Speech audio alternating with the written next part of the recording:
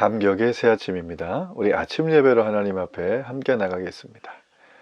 오늘은 에베소서 5장 15절에서 21절까지의 말씀을 묵상하면서 이 아침 하나님을 만나는 감격의 시간 되기를 간절히 바랍니다.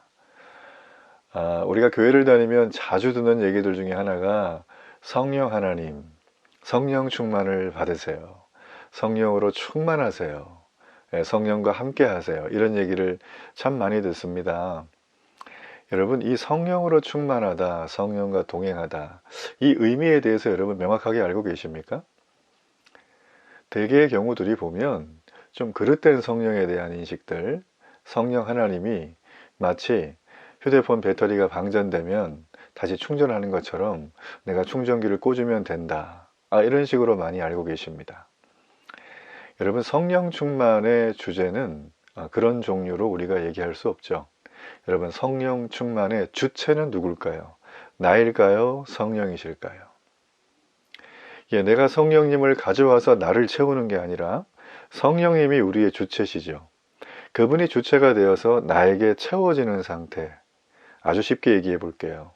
성령님께 길들여진 상태예요. 성령 충만이란 말은 내가 성령님께 길들여지는 것을 의미합니다. 우리가 술에 취하면 술이 나를 지배하게 되죠. 똑같은 원리예요. 성령 하나님이 나를 지배하시도록 나의 모든 삶의 영역을 열어주는 겁니다. 성령께서. 내가 그분께 길들여지는 게 성령 충만입니다. 여러분, 성령 충만하면 어떤 결과가 나타날까요? 여기 말씀해 보니까 시와 찬송과 신령한 노래들로 서로 교제한다는 것입니다. 뿐만 아니라 마음속에 찬양이 늘 흘러넘치고 어떤 일을 만나든지 예수 그리스도의 이름으로 하나님께 감사하고 서로 간에 함께 순종하는, 복종하는 삶을 살아가게 되죠. 제가 짧게 말씀드린 이 성령 충만이라고 하는 정의 속에 우리가 꿈꾸는 이 땅에서 하나님이 원하시는 하나님 나라 백성, 하나님의 자녀됨의 모습이 고스란히 담겨져 있지 않나요?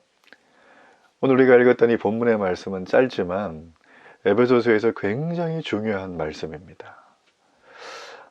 여기 보게 되어지면 여러 좋은 영적인 에센스가 있지만 전 여러분과 함께 이 성령으로 충만한 성도, 그리고 성령과 함께 그 성령께 이끌려가는 성도의 삶에 대해서 조금 구체적으로 살펴보겠습니다. 여러분, 우리가 이 땅을 살아갈 때 흔들리지 않는 여러 가지 많은 이유들 중에 하나가, 대표적인 게 뭐냐면 내가 이 땅을 왜 살아야 되는가에 대한 목적의식을 가지고 사는 것입니다. 우리가 하나님을 만나고 회심하는 그 모든 과정은 나를 부르신 하나님의 목적을 알게 된 과정이자 그 알게 된 과정 가운데 오는 벅찬 감격과 희열 때문에 내 삶의 모든 우선순위가 재정렬되는 시간입니다. 우리는 그 목적을 안 다음에 그 목적을 따라서 어떻게 살아갈 것인가를 고민하게 됩니다. 그런데 그 중에는 하나님을 만났다고 하는 분들 중에 하나님의 목적을 알고는 있지만 모두 다 그 삶을 살아가지 않는 것을 보게 됩니다. 결국 중요한 것은 그 목적을 얼마나 잘 아는 게 중요한 게 아니라 알면 실천하는 거에 달려져 있다는 것입니다. 성령으로 지혜롭게 살아가는 성도들은 바로 그러한 삶을 살아간다는 것이죠. 오늘 여기 먼저 말씀해 보게 되어지면 우리 16절의 말씀입니다. 세벌을 아끼라 때가 악하니라. 자, 세벌을 아끼라 때가 악하대요. 그렇죠? 근데 15절에 보면 그 부분에 대한 문제 제기가 나오죠. 너희가 어떻게 행할지를 자세히 주의하라는 거예요. 그러면서 오직 지혜 있는 자처럼 하라. 17절에도 오직 주의 뜻이 무엇인가 이해하라. 분별하라는 얘기죠. 우리는 이 땅에 하나님의 자녀로 그리스도인으로 이 땅을 합당하게 살아가기 위해서 내가 어떤 행동을 하고 있는지 내 삶의 데일리한 일상을 주의 깊게 살펴볼 필요가 있습니다. 여기 보면 어리석은 자처럼, 미련한 자처럼 말하지 말고 생활하지 말라고 하죠. 그러면 시간을 아껴 지혜롭게 살아가라고 말을 하고 있습니다. 우리는 이 땅을 살아가면서 내게 얼마나 시간이 남아 있는가를 아는 사람은 단 한 명도 없습니다. 아무리 훌륭한 일을 한 분이라도, 아무리 세상에서 사라지면 좋겠다라고 하는 사람이라도 그의 남은 시간을 제대로 예측하는 건 불가능한 일이죠. 게다가 우리는 이 땅을 살아가면서 하나님의 자녀로 부르심을 받았어요. 전에는 나의 뜻이 먼저였지만 지금은 주님의 뜻을 분별해서 성도에 합당한 삶을 살아가는 게 우리의 삶의 목적이자 모든 수단이 되어버렸어요. 따라서 우리는 하나님이 허락하신 오늘의 시간, 지금 이 시간을 얼마나 남아있는지 모르기 때문에 불안에 떠는 게 아니라 매우 소중하고 매우 진실되게 여기며 진정성 있는 삶을 살아가야 됩니다. 지금 주어진 이 시간을 내가 아끼고 내 모든 것을 주님을 향한 뜻을 깨닫는 데 사용하며 살아가는 것은 주님이 허락하신 지혜로 살아가는 성도의 합당한 모습이라고 말을 해주고 있습니다. 결국 여러분, 우리가 이 땅을 살아갈 때 세월을 아끼고 때가 악하다는 걸 깨달을 수 있는 것은 우리의 삶 속에 지혜라는 자질은 필수적이라는 것입니다. 우리가 잠언 지난번에 살필 때 보셨죠? 이 지혜라는 개념 자체는 어떤 습득을 했다거나 경험한 지식을 이 주어진 상황에서 적용하지 않고 그냥 가만히 알고 있다고 해서 지혜가 드러나지 않습니다. 지혜는 사용하라고 우리에게 주신 것이다. 여러분, 이 부분을 놓치지 말아야 됩니다. 그럴 때 우리는 세상에서 여러 가지 많은 유혹과 핍박이 올지라도 넉넉히 이길 수 있는 영적인 담대함이 생겨지는 것이죠. 자, 여러분, 그러므로 우리가 하루 24시간 중에 별 의미 없고 헛된 일들에 보내는 시간이 얼마나 되는가. 여러분, 정말 정직하고 객관적으로 펜을 들고 종이에다가 한번 써보세요. 어제 있었던 걸 한번 쭉 써보시고요. 왼편에는, 오른편에는 오늘 여러분이 쓰고 있는 지금 이 시간부터 한번 써보세요. 몇 시에 일어났나, 뭘 했나, 밥을 먹었나, 나갈 준비를 했나부터 쭉 한번 써보세요. 잠깐 짬이 날 때 뭐 하고 있는가. 여러분, 그게 아무것도 아닌 것 같죠? 이게 여러분 지혜로 살아가는 사람의 핵심적인 전략이라는 거예요. 자, 이렇게 지혜로 살아가는 사람들은 우리 18절의 말씀처럼 이런 행동을 하지는 않습니다. 자, 18절에 뭐라고 나와 있나요? 예, 술 취하지 말라. 이는 방탕한 것이다. 이렇게 되어져 있어요. 자, 여러분, 수많은 사람들의 질문 중에 하나가, 목사님, 술 먹으면 지옥 가나요? 술 먹으면 구원 못 받나요? 성경에 보면 술 취하지 말라 그랬지 술을 먹지 말라 그런 것 같지는 않은데 하면서 덜먹덜먹 하는 구절이 뭐냐면 바로 이거예요.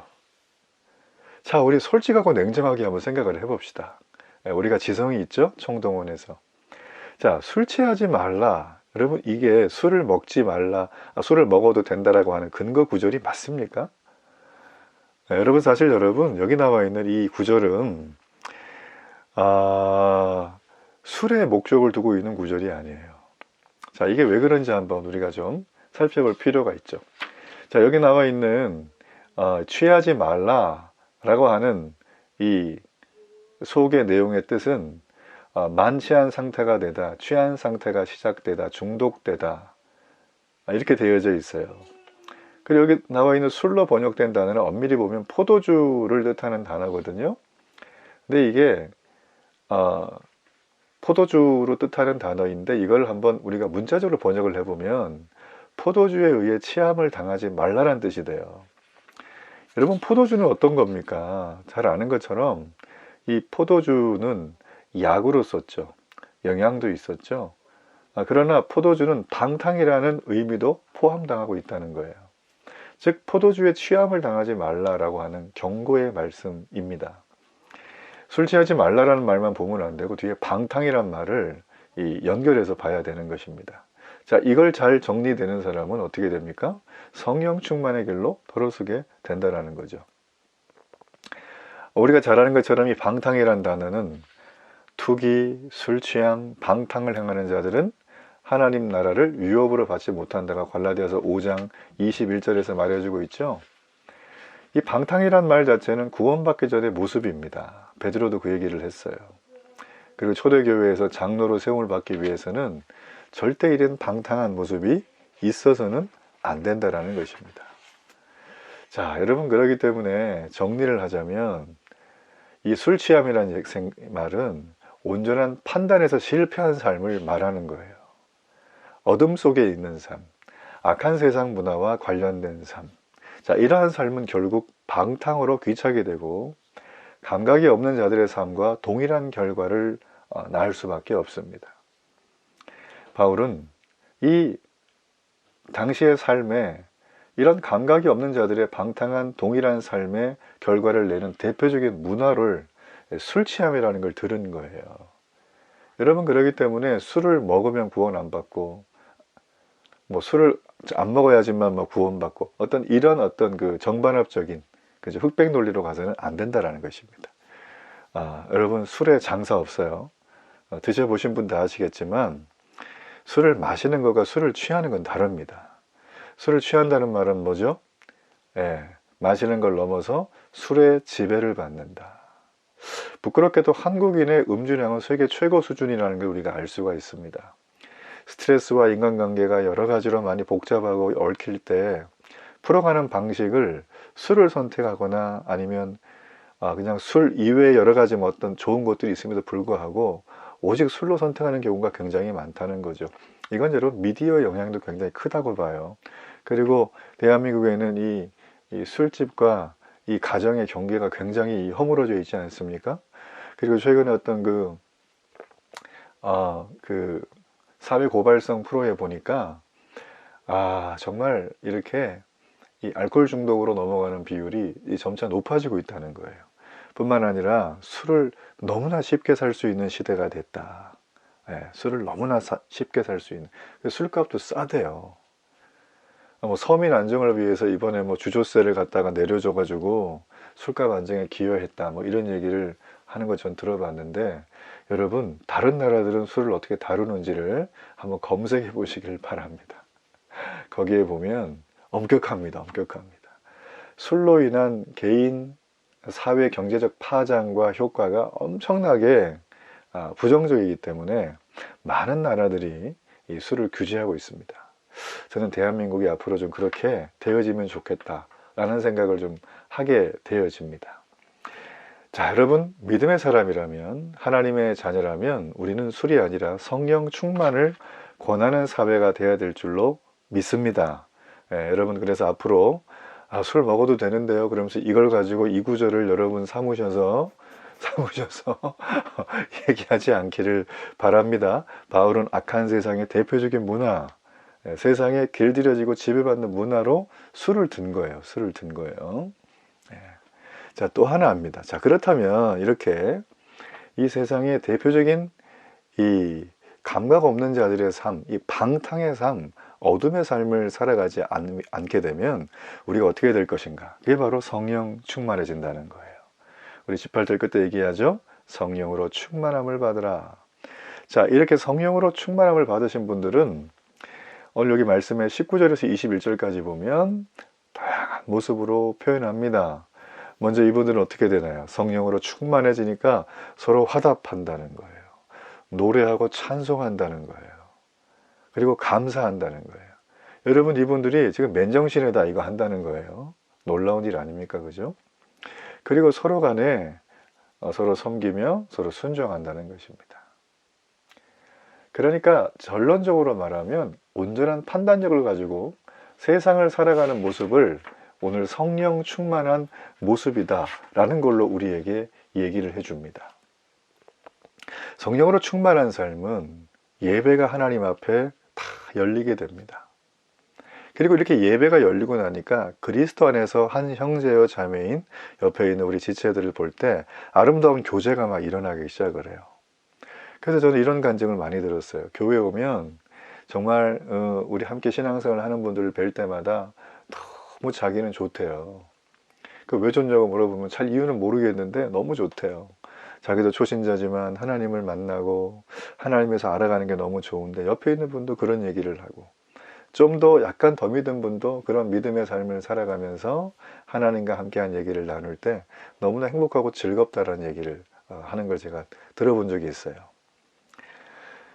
여러분 그러므로 성도에게는 바로 성령께서 함께 하시는 삶, 성령의 지배 안에 걸어가는 삶. 우리는 그분의 말씀 앞에 길들여지는 삶은 필수입니다. 필수. 우리가 정말 예배가 회복되기를 원하십니까? 그럼 성령께서 우리 안에 오셔서 마음껏 이끌어 가질 수 있도록 나를 열어드려야 됩니다. 거기에 거치는 것들이 있습니까? 말 그대로 방탕에 빠지게 하는 것들, 어리석은 것들, 지혜 없는 자의 행동들, 감각이 무뎌진 것 같은 그런 삶의 모습들, 그런 거 있으면 성령께 쫙 내어놓으세요. 그리고 은혜를 구하세요. 그리고 하나님 앞에 이것이 다 주님 보혈로 씻음받고 다시 한번 정결함을 덧입을 수 있도록 하나님 은혜를 주옵소서. 이런 간구와 고백으로 이어져야 할 것입니다. 우리가 하나님을 사랑하면 주위 사람들을 사랑하게 됩니다. 우리가 진짜 예배자가 되면 성도 안에 그 믿음의 교회 공동체 안에서 친밀한 교제가 이루어져요. 자, 예배와 친밀한 교제와 사랑은 삼박자가 트라이앵글로 탁탁 맞아 들어가는 것입니다. 어느 하나만 특출나게 할 수 없어요. 그런데 이 모든 것들의 컨트롤, 이걸 통해서 하모니와 아름다운 생명의 역사를 이어가시는 분은 바로 성령께서 이끌어가는 삶이라는 것입니다. 여러분, 세월을 아끼십시오. 하나님의 뜻을 이루어드리는 지혜로운 성도가 되십시오. 성령님께 온전히 이끌려서 세상을 호령하는 믿음의 성도 되십시오. 이것이 바로 우리 모든 그리스도인들이 따라가야 될 이 땅의 성도로서의 삶의 자아상입니다. 우리 그런 은혜와 축복이 오늘 하루도 있기를 간절히 바랍니다. 우리 결단의 기도를 드립니다. 살아계신 하나님, 오늘도 은혜를 너무나 감사합니다. 성도는 세월을 아끼며 하나님의 뜻을 분별하고 실천하는 지혜로운 자들입니다. 성도는 술 취하지 말고 성령으로 충만함을 받아 하나님이 인도하시는 그런 삶을 살아가야 합니다. 성도는 오늘도 성령께 이끌림을 받으며 그분을 찬양하고 그분을 높이며 존중하며 경배하는 자입니다. 하나님, 이 놀라운 아름다운 관계, 날마다 살아 역사하는 축복의 삶 살아가게 하여 주옵소서. 예수님의 이름으로 기도합니다. 아멘.